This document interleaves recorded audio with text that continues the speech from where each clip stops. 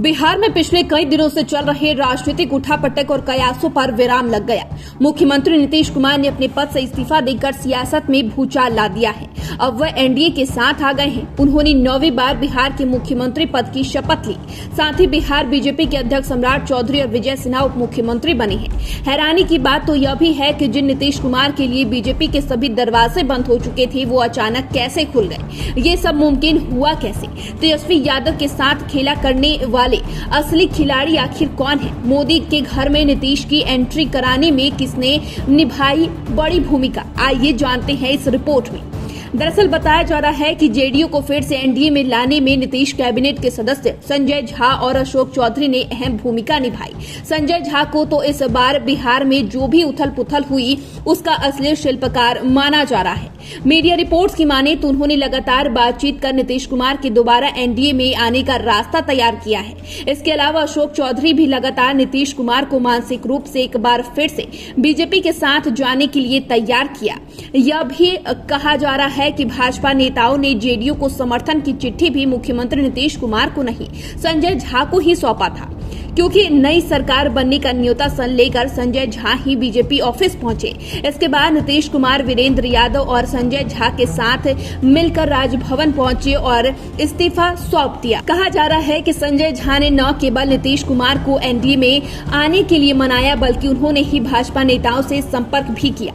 संजय झा दरअसल भाजपा से ही जेडीयू में गए हैं और वे नीतीश कुमार के बहुत ही करीबी हैं, इसलिए उनके लिए बीजेपी नेताओं से बातचीत करना सहज था और उन्होंने यह काम बखूबी निभाया।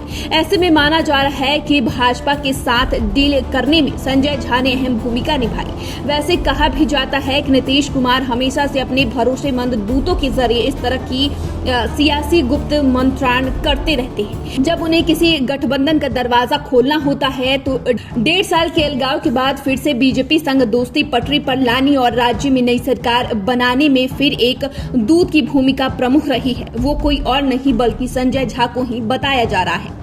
अब संजय झा की प्रोफाइल की बात करें तो वे मधुबनी जिले के झंझारपुर के अररिया गांव से ताल्लुक रखते हैं। अपने राजनीतिक करियर की शुरुआत बीजेपी से की थी, बाद में जेडीयू में शामिल हो गए थे। वो नीतीश कुमार के एक करीबी नेताओं में से एक है। नीतीश कुमार के कैबिनेट में मंत्री रह चुके हैं और नई सरकार में भी मंत्री बनना तय है। साथ ही वे जेडीयू के राष्ट्रीय महासचिव भी हैं। संजय झा ही इकलौते ऐसे नेता हैं जो संगठन और सरकार दोनों में अपनी जगह बनाए हुए हैं। 2017 में जेडीयू का बीजेपी के साथ गठबंधन करने में इन्होंने अहम भूमिका निभाई थी। जेडीयू सांसद ललन सिंह ने खुद इस बात का खुलासा किया था।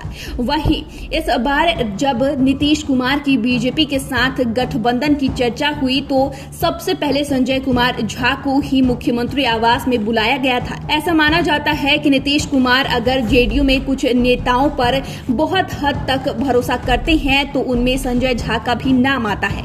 ऐसे में माना जा रहा है कि इस बार बिहार में जो भी उथल पुथल हुई, उसके असली शिल्पकार संजय झा ही हैं। तेजस्वी के साथ खेला करने वाले असली खिलाड़ी वही हैं। तो फिलहाल के लिए इतना ही। चैनल को सब्सक्राइब कर ले, फेसबुक पेज को लाइक कर ले। वीडियो देखने के लिए आपका शुक्रिया।